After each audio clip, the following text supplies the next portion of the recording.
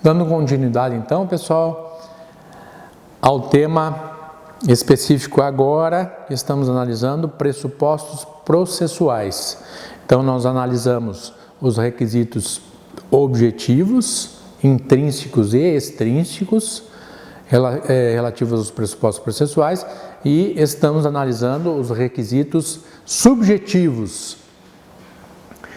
Verificamos a investidura, a competência do juiz e passamos a analisar a imparcialidade. O que se refere à imparcialidade? O que é ser imparcial, pessoal? Nós temos nas nossas demandas trabalhista, civil e penal, um autor, de um lado um autor que pede e do outro lado o réu, o requerido, o reclamado, enfim, contra quem se pede, certo? Então, eu tenho as razões do autor, de um lado, e eu tenho as razões do réu, do outro lado. No caso da justiça penal, quando é ação penal pública incondicionada, o autor vai ser sempre o Ministério Público, de regra. Então, o Ministério Público vai ser o autor da ação, não vai ser uma parte em específico. Às vezes até eu tenho a vítima contratando um advogado que atua lado a lado, par e passo com o Ministério Público. Então, às vezes eu tenho, por exemplo, um júri onde o Ministério Público atua como autor da ação penal incondicionada e eu tenho também o advogado da vítima.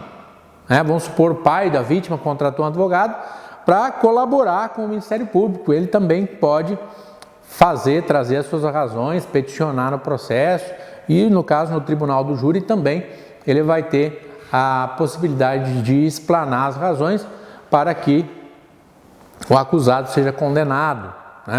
Mas, enfim, sempre eu vou ter autor de um lado, réu do outro. O juiz, ele é uma figura que vai analisar, ao prestar a jurisdição, ao analisar e depois dizer o direito, prestar a tutela jurisdicional, ele é uma figura que deve, no primeiro momento, se manter inerte, ele não pode iniciar o processo, depois ele, através de ofícios e mandamentos, ordens, ele faz com que o processo se movimenta, mas no primeiro momento ele não pode nem ingressar com a ação, mesmo ele tendo conhecimento de algum fato, enfim, até criminoso, ele é inerte no primeiro momento. E durante o trâmite do processo, após o ingresso do autor com a ação, ele deve zelar pela imparcialidade, ou seja, ele não deve pender a balança do direito, da prestação jurisdicional para nenhum dos lados. Então, vamos supor no direito criminal, por mais que tenha muitos elementos de prova, que até autorizariam um juízo preliminar contra o réu, contra o acusado, ele tem que tentar, o juiz é um humano também, não é fácil, às vezes face às evidências que o processo carrega, não é fácil abstrair tudo isso e se manter imparcial, mas é uma obrigação do juiz tentar se manter imparcial e verificar, analisar com bastante critério todas as provas que vão ser produzidas até o final do processo. Então, mesmo que já tenha alguns elementos de prova efetivos, contundentes, que levam a uma condenação no penal, ou no civil, ou no trabalho, ele tem que esperar, aguardar, porque nós temos um princípio constitucional, que determina que ninguém pode ser considerado culpado, vamos levar para o penal no primeiro momento, até o trânsito em julgado, É uma questão aí que foi objeto de discussão recentemente pelo STF. Num primeiro momento nós tínhamos um entendimento, e esse entendimento existem vários países que têm esse entendimento, que haveria a possibilidade no direito penal, por exemplo, da prisão já em segunda instância, ou seja, sentença de primeiro grau, análise de segunda instância pelo tribunal, e a partir daí já haveria a possibilidade de prisão no caso do direito criminal, do direito penal. Esse entendimento foi revertido pelo Supremo Tribunal Federal recentemente, no caso do ex-presidente Lula, que, se atendo ao que diz a nossa Constituição Federal, a nossa Constituição Federal efetivamente diz isso. Por mais que algumas pessoas gostariam que o ex-presidente continuasse detido, preso, mas enfim, a nossa Constituição efetivamente diz isso. O que diz? Que não haverá a prisão ou a condenação, antes do trânsito em julgado da sentença penal condenatória, se for o caso do penal. Então, se ele tem a possibilidade de análise do STJ e depois do STF, eu não tenho trânsito em julgado do processo ainda. E efetivamente, o cumprimento antecipado da sentença, ele é contrário a essa presunção de inocência. E essa presunção de inocência, ela se refere especificamente à imparcialidade do juiz, do magistrado. Então aqui ele tem situações trazidas pela lei processual aonde ele pode se julgar impedido, por questões de fórum íntimo, por ele achar que ele tem uma amizade ou uma proximidade com uma das partes do processo, impedimentos, enfim. Então, essas situações podem ser alegadas tanto pelas partes como por ele mesmo, para que efetivamente ele tenha uma análise daqueles fatos que lhes são trazidos de forma limpa, sem pender para nenhum dos lados, sem pender a balança da justiça, certo? Então, a questão da imparcialidade. No que tange às partes, também pressupostos processuais subjetivos, nós temos, num primeiro momento, a capacidade de ser parte. A capacidade de ser parte, pessoal, e também aqui, logo em seguida, a capacidade de estar em juízo, são dois elementos que se referem lá ao direito civil.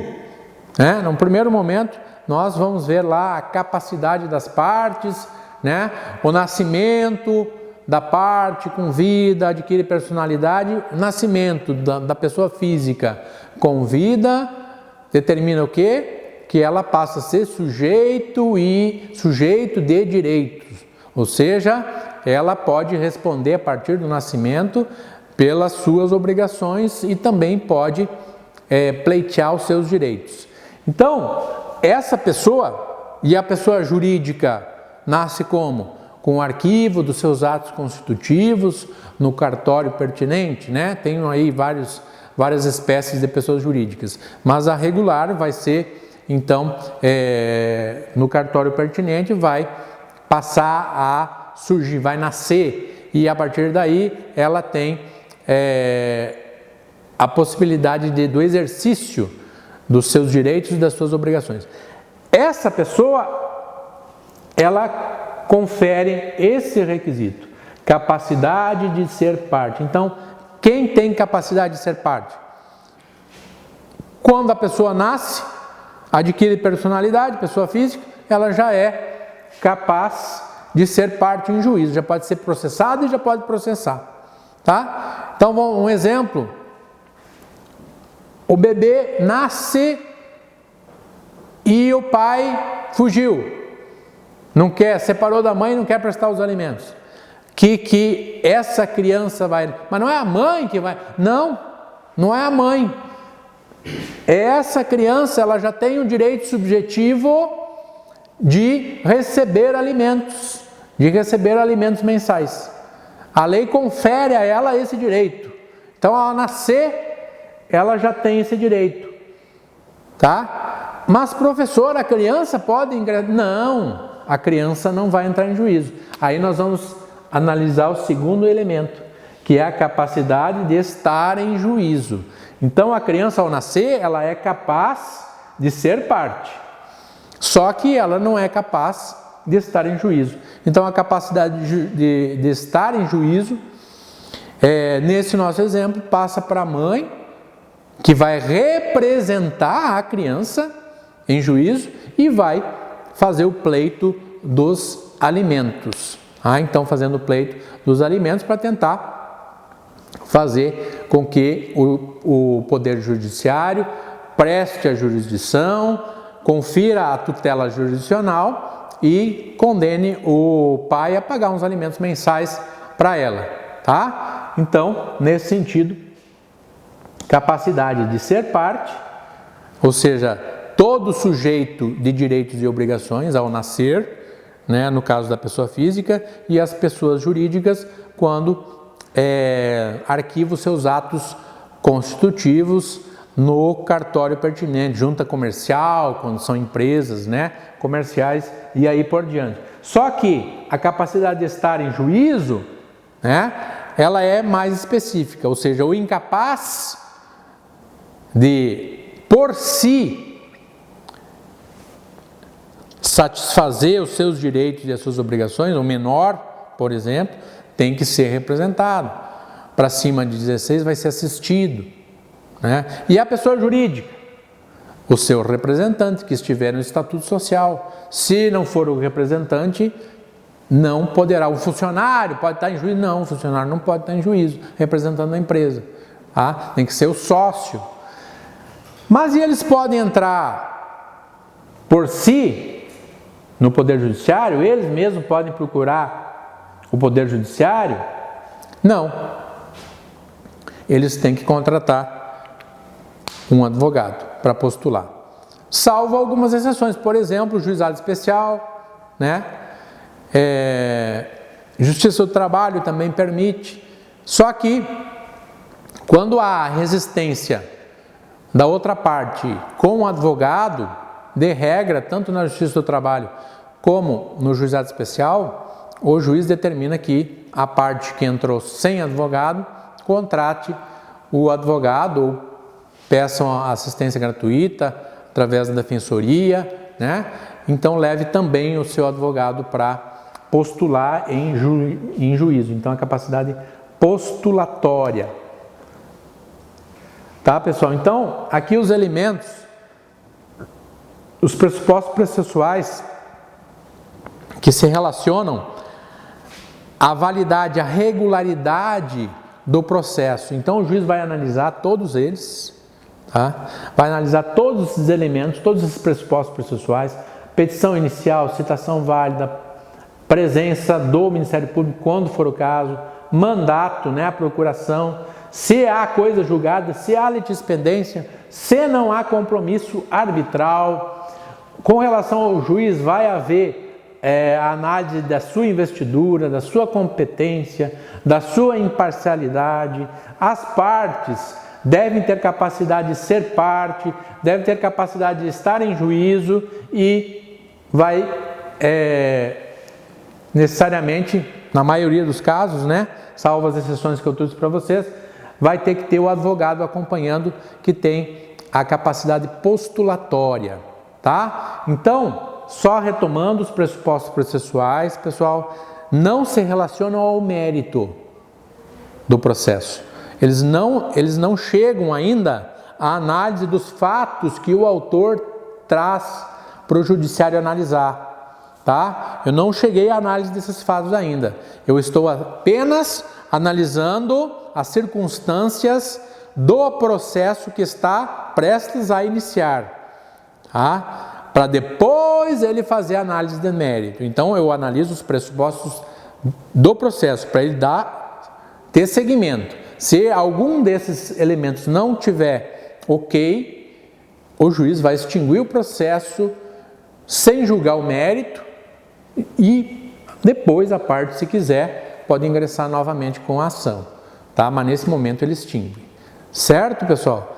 Então, daqui a pouquinho nós vamos retornar nós fizemos um adendo aqui, nós vamos retornar à teoria de Liebman e analisar as condições da ação, tá? Que são os requisitos que o juízo vai analisar de uma forma prévia, circunstanciada, e aí sim ele já vai mexer no mérito, tá? Pelo menos ele vai analisar as possibilidades desse processo ter continuidade, tá? Já com o olho lá no mérito. Aqui ele não tem o olho no mérito ainda, ele tem apenas o olho nas circunstâncias do processo, na regularidade do processo. Nas condições da ação ele vai analisar lá o mérito, vai começar a analisar o fundo já, aqui de forma preliminar. Certo, pessoal? Então daqui a pouco nós voltamos.